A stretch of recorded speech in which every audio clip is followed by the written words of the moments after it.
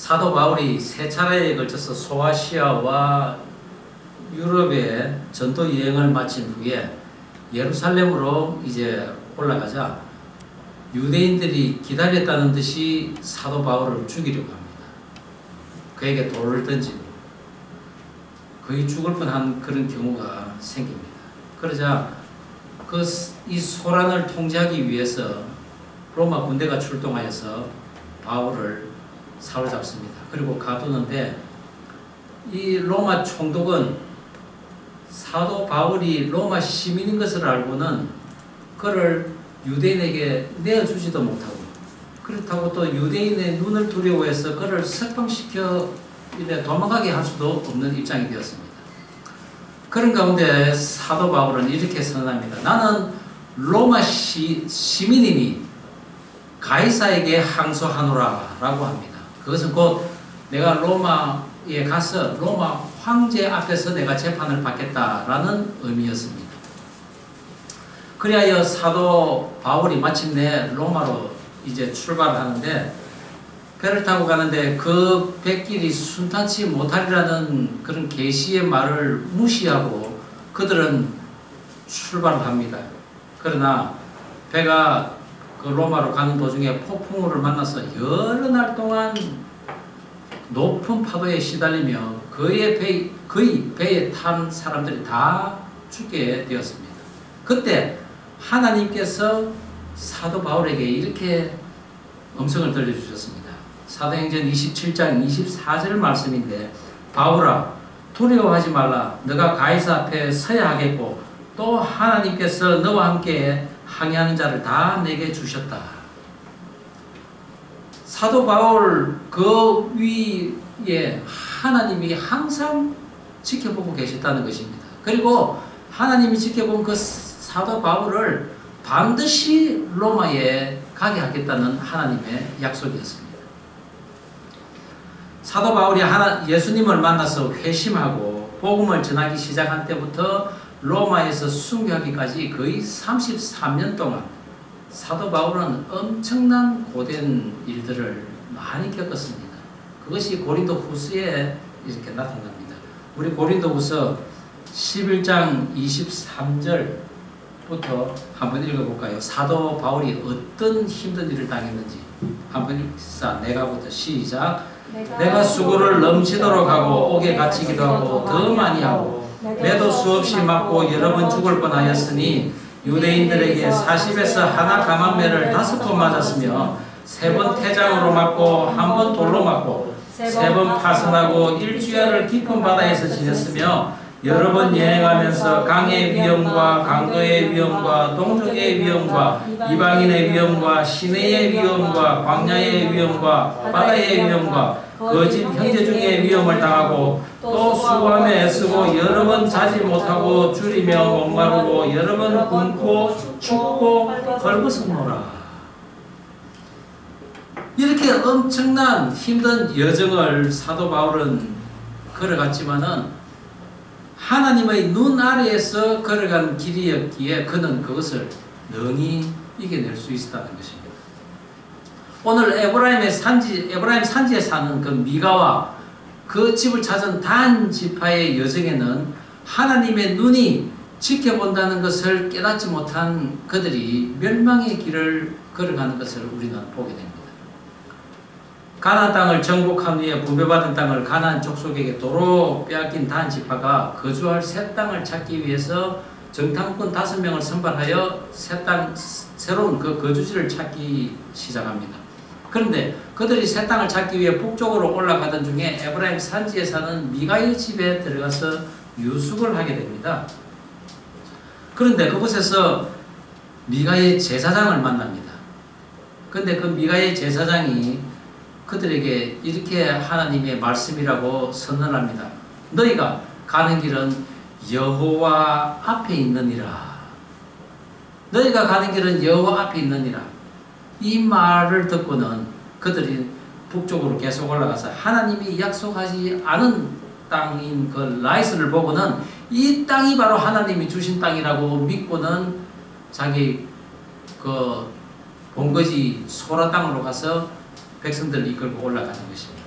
그런데 그들이 군사와 가족들을 데리고 이제 라이스 땅으로 올라가는 도중에 미가의 집에 다시 들릅니다.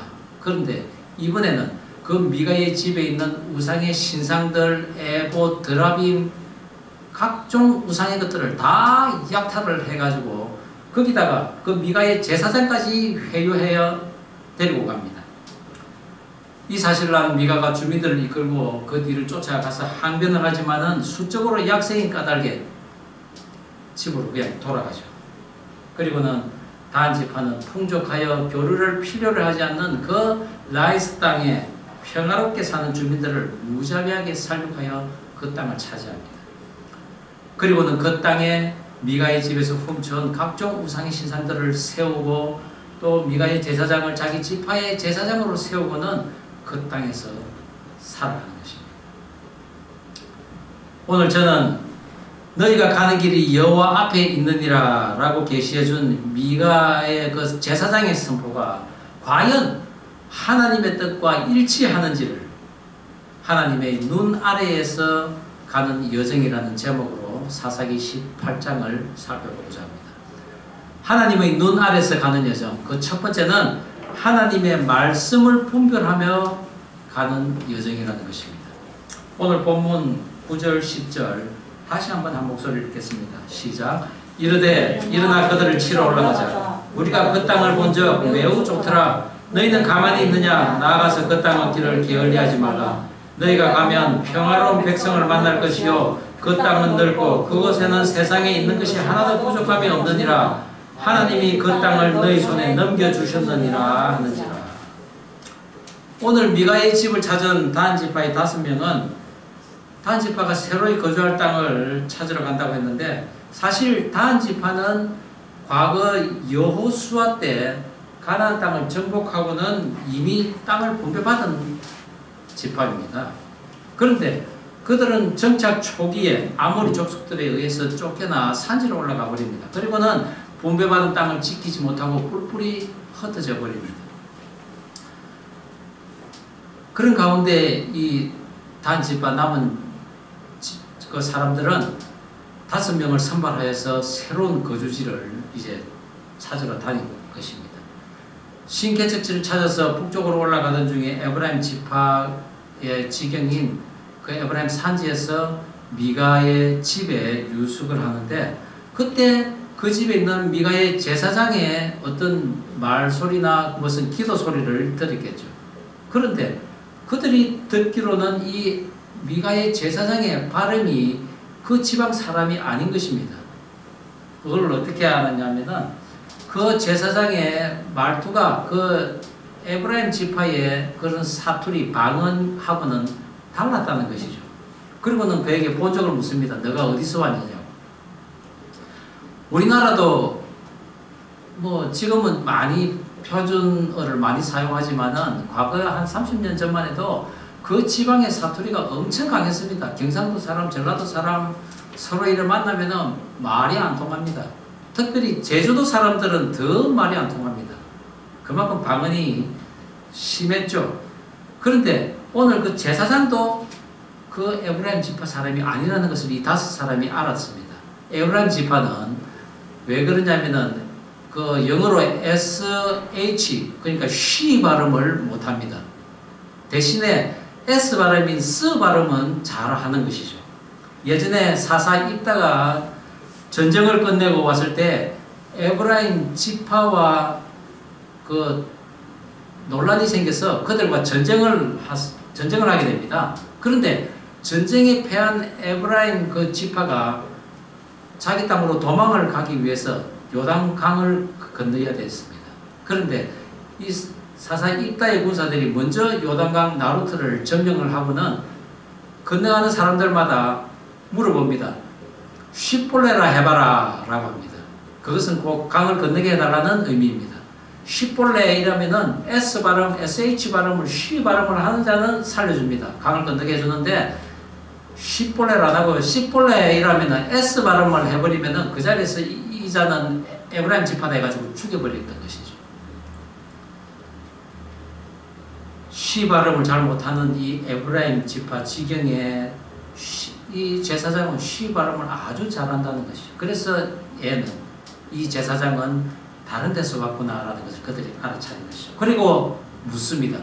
누가 너를 이곳으로 인도하였으면 너가 여기서 무엇을 하며 여기서 무엇을 얻었느냐라고 묻습니다. 거주할 곳을 찾으러 떠돌아다니던 이 레위는 대답을 하는데 미가가 나를 고용하고 미가가 나를 대접하고 미가가 나를 그의 제사장으로 세웠다. 철저히 자기 잘못은 아니라는 것이죠. 그런데 사실 이 레위인은 자기가 거주하던 곳, 그것은 어디입니까? 하나님이 정해준 땅입니다. 그것을 이탈해서 지금 이 에브라임 지파 미가의 집에 살고 있는 것입니다. 즉, 이 말은 단 지파가 물었지만은 하나님의 음성이었습니다. 누가 너를 이곳에 오게 했으며 너는 여기서 무엇을 얻었느냐? 무엇을 하느냐? 그러나 그 제사장은 그런 하나님의 음성을 분별하지 못하고 단 지파 사람들이 듣기를 좋아하는 말만 합니다. 평안히 가라. 너희들이 가는 길은 여호와 앞에 있느니라. 그 말은 바로 너희의 여행길은 여호와 눈 밑에 있느니라 라는 의미입니다. 즉 그것은 여호와 하나님께서 너희가 걸어가는 길을 다 지켜보고 계시며 너희들의 행동하는 것 하나하나마다 다 감찰하신다고 하는 의미인 것이죠. 하나님께서는 미가 제사장의 입을 통해 그렇게 이야기하고 있습니다. 그래서 우리는 성경을 읽을 때 정말 하나님의 말씀과 또 하나님의 그 뜻을 잘 분별할 수 있어야 한다는 것입니다. 여기서 우리는 이들이 하는 대화를 유심히 살펴볼 필요가 있습니다. 단 지파 사람들은 레위인에게 너가 하나님께 물으라 라고 하는데 이때 하나님이라는 엘로힘이라는 것은 여러 신들의 복수 의미, 복수로 나타납니다. 그것은 곧 이방인들이 말하는 신들이라는 것이죠.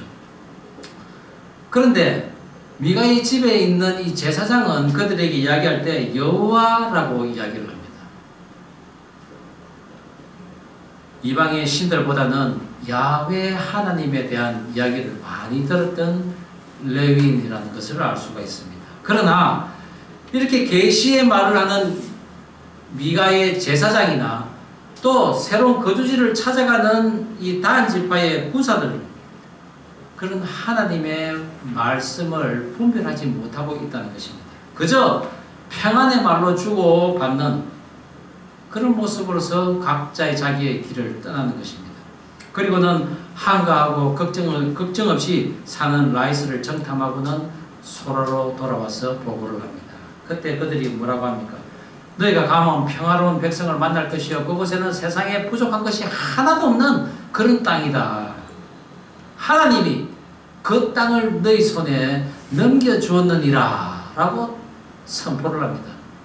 하나님이 과연 그들에게 그 땅을 넘겨주었습니까? 아닙니다. 그들은 하나님의 뜻을 지금 분별하지 못하고 자기들의 주장을 살고 싶던 자기들의 마음을 그냥 선포하는 것입니다. 하나님의 말씀을 정확히 풀어 해석해주지 못한 한 제사장의 말로 시작된 이 전국 전쟁은 결국 안락하고 평안한 땅을 우상의 본거지로 만들어 버리게 됩니다. 나중에 북이스라엘이 남유다와 결별하여서 사마리아 땅으로 올라가면서 그곳에서 두 곳을 정하여 이제 금송아지를 세워가지고 이것이 너희들을 애굽에서 인도해낸 신이라고 한 곳이 바로 이 라이스였습니다. 우리가 하나님을 믿고 살기로 결단하고는 말씀을 읽거나 또는 설교를 들을 때나 성경 공부를 하더라도 우리가 하나님의 말씀을 잘 이해해야 하는데 사실 그렇지 못한 경우가 많이 있습니다. 왜 그렇습니까? 그것이 바로 예수님께서 하신 이 말씀 중에 이유가 있습니다. 우리가 누가복음 8장 10절 말씀을 함께 읽어볼까요? 이르시되 시작 이르시되 하나님 나라의 비밀을 아는 것이 너희에게는 허락되었으나 다른 사람에게는 비유를 하느니 이는 그들로 보아도 보지 못하고 들어도 깨닫지 못하게 하려 함이라. 너희에게는 허락되었다 했을 때 너희는 바로 제자들입니다. 그렇습니다. 예수님의 제자들은 예수님의 말씀을 제대로 이해하고 분별할 수 있다는 것입니다. 그런데 제자가 아닌 사람은 그 말씀을 분별하지 못합니다. 왜 그렇습니까? 우리 인간은 원래 죄인이기 때문입니다. 악한 영에 이끌리며 살던 자들은 하나님의 말씀을 제대로 분별하지 못합니다. 사투리가 쉽게 고쳐지지 않듯이 그동안 하나님을 제외하고 산 그 세월 중에 우리는 편법과 불법 그리고 술법 그리고 각종 속임수의 그 생각 사이클에 우리의 마음이 그냥 고착되어 버려 살아왔던 것입니다. 그래서 하나님의 말씀을 제대로 분별하지 못하는 것입니다. 그렇지 않기 위해서는 어떻게 해야 합니까? 먼저 잠잠히 하나님의 도를 배우기를 힘쓰고 어떠한 작은 일이라도 하나님께 묻고 그리고 나에게 주어진 일들이 과분하거나 또한 격하거나 악한 일이라면 우리는 그 일에 참여해서는 안 된다는 것입니다. 그 일에 나서서는 안 된다는 것입니다. 그런 삶을 우리가 오랫동안 배워야 하는데 그것이 바로 광야 40년을 예수님과 함께하는 길이라는 것이죠. 왜냐하면 내가 원하는 삶은 낯서고 설치고 인정받는 것인데 그것을 못하고 사니 우리가 힘든 것입니다. 하지만 조금씩 생활에서 분별되어지는 영역이 보이기 시작하는데 그것이 우리가 하나님의 말씀을 우리 마음에 담을 때입니다. 그리고 그때는 하나님의 커다란 눈을 거울처럼 우리가 비추면서 그 길을 걸어갈 수가 있는 것입니다. 저와 여러분 항시 하나님이 우리의 길을 지켜보고 계신다는 것을 명심하고 하나님의 눈 아래서 걸어가는 그런 여정을 살아가는 성도의 삶 되기를 주의 이름으로 축원합니다. 하나님의 눈 아래서 가는 여정 두 번째는 하나님의 사랑을 가지고 가는 길입니다. 오늘 본문 18절 다시 한번 한 목소리로 읽겠습니다. 시작. 그 다섯 사람이 미가의 집에 들어가서 그 새긴 신상과 에봇과 드라빔과 또 만든 신상을 가지고 나오매 그 제사장이 그들에게 묻되 너희가 무엇을 하느냐 하니 이 정탐꾼 이 다섯 사람이 미가의 집에 들어가서 지금 무엇을 가지고 나옵니까? 에봇과 드라빔과 부어 만든 신상과 또 새긴 신상 각종 우상의 것을 지금 다 들고 나온다는 것이죠. 600명의 군사가 가족들을 데리고 라이스를 가는 도중에 미가의 집에 도착을 합니다. 그리고는 이 집에서 이런 우상의 것들을 다 훔쳐 나오는데 제사장이 그것을 보고는 너희들 뭐 하냐 지금 무슨 짓이냐 이런 것이겠죠. 그러나 그들은 그 제사장에게 잠잠하라 입 다물어라 그러고 협박을 하면서 네가 지금 이 미가의 한 집안의 제사장이 되는 것이 좋으냐 아니면 우리 단지파 한 지파의 제사장이 되는 것이 좋으냐라고 했을 때 그는 기뻐하여서 그 제안을 수락합니다. 그리고는 자기 손으로 그 우상들을 다 끌어안고 단지파 속으로 들어간다고 성경은 이야기하고 있습니다. 하나님이 정해주신 지역에서 이탈한 이 레위는 소량의 그 싹스를 받고 한 집안의 제사장을 지냈지만은 좀 더 나은 제안을 받고는 아예 미련 없이 그 자리를 떠나버리는 사건의 모습을 보여주고 있습니다. 우상들을 도둑질 당한 미가는 사람들을 모아가지고 그들을 쫓습니다. 그런데 쫓아가서 이렇게 항의를 합니다. 내가 만든 신들과 제사장을 빼앗아가시니 이제 내게 남은 것이 무엇이냐? 나는 지금 빈털터리다 라는 것이죠. 그런데 그것을 돌려달라고 했지만은 숫자적으로 많은 그 단지파 사람들이 오히려 협박을 합니다. 네가 계속 입을 열면은 여기 노한 사람들이 내 목숨을 앗아갈지도 모르니까 잠잠해라, 입 다물어라 합니다. 목숨의 위협을 느낀 미가는 그냥 자기 집으로 돌아갔다고 성경은 이야기하고 있습니다. 그러나 미가가 생명을 건진 것과 그들의 집안에 있는 모든 우상의 것들을 단지파가 쓸어간 것은 사실 하나님의 은혜라고 그가 생각을 했어야 되는데 그는 거기까지 나아가지는 못했던 것입니다. 그리고는 자기 집으로 돌아갔더라 라는 이 말은 쓸쓸히 돌아선 미가지만은 다시 우상의 그림자로 들어가는 모습을 연상케 합니다. 왜냐하면 그 이후로는 결코 미가의 모습은 성경에서 나오지 않고 있기 때문입니다.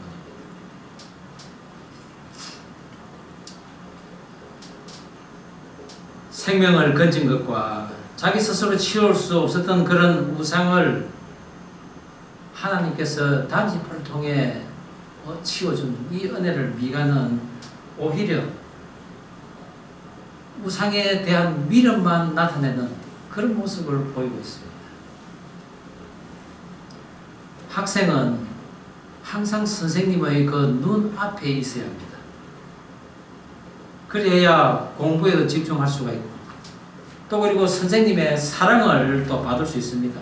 그런 학생들은 자꾸 선생님의 그 눈앞에 있기를 또한 좋아합니다.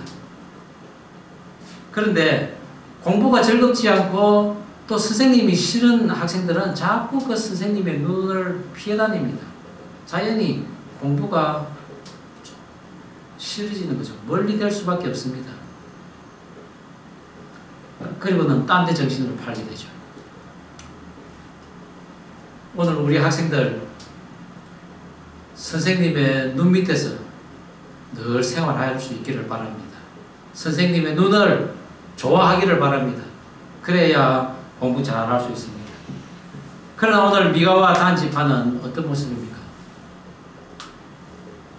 공부 못하는 학생들의 눈과 똑같습니다. 하나님의 눈초리를 피하고 다니는 것입니다. 일부러 하나님의 그 말씀을 분별하지 않고 자기 주장만 펴는 그런 모습이라는 것이죠.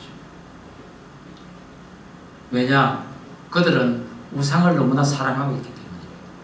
우상만 잔뜩 지고 가기에 하나님의 눈초리가 싫은 것입니다.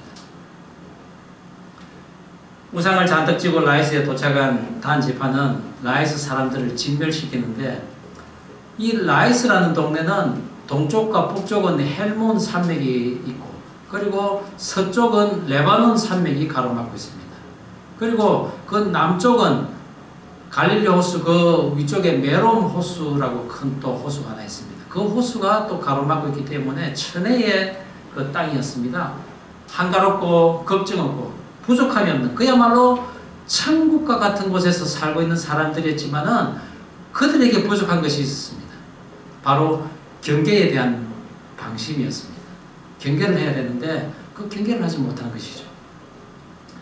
여기서 본문에서 편안한 백성이라고 한 이 히브리어 암바타흐라는 단어는 방심한 백성들이라는 의미입니다. 전혀 외부와는 왕래가 없는 사람들, 심지어 자신들의 후원자 내지는 동맹자인 시돈 사람들과도 왕래가 없는 사람들입니다.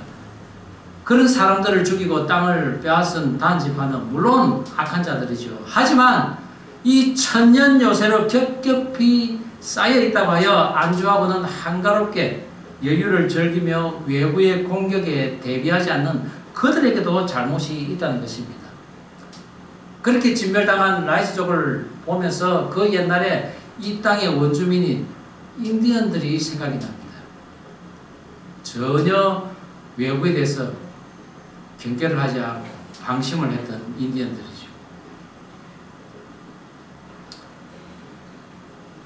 그들이 주변 사람들과 상종하지 않았다라는 그 히브리어는 친밀히 교제함이 없다라는 의미입니다. 우리도 마찬가지입니다. 종종 가족과 친척들로부터 떨어져서 교류가 없이 그렇게 혼자 이래 살아가는 것은 결코 하나님의 뜻이 아니라는 것입니다. 내가 위험할 때 적시로 도움을 청할 이웃인 그런 믿음의 공동체도 있어야 하는 것이죠. 우리가 이민자로서 미국에 사는 이런 모습이 바로 오늘 라이스가 처한 그런 위험일 수도 있다는 것입니다. 그래서 이민자들은 늘 믿음의 이웃 또 믿음의 공동체 그 사람들과 교류를 해야 합니다. 비록 미가의 제사장의 입에서 나온 너희가 가는 길은 여호와 앞에 있느니라 라는 이 말이 있었지만은 그 말씀은 그들에게 평안하라는 그리고 잘 될 거라는 형통하리라는 그런 하나님의 말씀이 아니었습니다. 레위인은 내가 정해준 그 땅으로 네가 돌아가야 하는 것이고 또 그리고 단 지파는 내가 너에게 분배한 땅 그것을 너희들이 지켜야 하는 것이요. 또 미가 너는 우상들 다 썰어버리고 그냥 하나님을 모시는 그 자리로 돌아가라는 그 하나님의 명령이었습니다. 그리할 때 하나님이 너희들의 길을 인도하실 것이라는 그런 말씀이었다는 것이죠. 하지만 미가는 그 옛날 믿음의 사람 그 여호수아의 그 지파 사람임에도 불구하고 그는 빼앗긴 우상에 연연하고 또 자기 영역을 이탈한 레위인은 단 지파와 합세하며 야합을 하며 단 지파는 하나님의 전쟁 방법인 먼저 평화를 선포하고 정당한 방법을 통해 새 정착시를 얻었어야만 했는데도 불구하고 그냥 야밤에 습격하듯이 라이스 족속을 한순간에 습격하여 전멸시켰던 것이죠. 하나님의 사랑을 가지고 떠난 여정이 아니었기 때문입니다. 오늘 본문의 끝은 미가의 그 제사장의 신분을 알려줌으로써 끝이 납니다. 그런데 그 제사장의 신분은 놀랍게도 모세의 손자라고 오늘 성경은 이야기하고 있습니다. 모세가 누굽니까? 정말 하나님이 주신 그 큰 권능으로 이스라엘 백성들을 애국에서 인도해낸 사람들입니다. 믿음의 사람입니다. 하나님과 대면한 그 모세의 지금 손자가 이렇게 우상을 섬기고 있는 것입니다. 그래서 이 히브리어 성경에는 보면은 모세라는 이 두 단어가 있는데 글자가 있는데 모자와 세자 그 사이에 히브리어 눈자라고 점입니다. 점을 딱 찍어가지고 모세가 아니라 머나세라고 발음을 해버립니다. 그리고 이 제사장은 머나세의 손자라고 이렇게 이야기를 하고 있습니다. 그러나 그것은 모세가 맞다고 대부분의 학자는 주장을 합니다. 그것은 왜 그렇습니까? 그들이 그토록 존경하는 그 모세의 자손이 한 지파를 우상의 그런 소나기에 넣는 그런 행위를 부끄러워하기 때문이라고 이야기합니다. 그러나 그들이 암만 그렇게 주장하고 감춘다 하더라도 하나님의 눈 아래서 걸어가는 그들의 모습에 감출 수는 없는 것입니다. 그래서 다윗 시대 때 모세의 자손이 성전에서 일을 하는 것을 묘사하고 있는데 아마 그것은 이 같은 이 제사장의 죄를 회개하면서 이제는 이름도 없이 명예도 없이 성전의 곳간에서 그냥 일을 하고 있는 그런 모습으로 살아가는 것이 바로 우리가 해야 될 일이 아니겠냐 하는 그런 모세 자손의 모습입니다. 태양의 빛을 바로 보면 눈이 멀듯이 우리가 하나님의 눈을 똑바로 쳐다볼 수 없습니다. 하나님의 그 눈을 또한 똑바로 쐴 수도 없습니다. 왜냐하면 우리 인간은 죄인이기 때문입니다.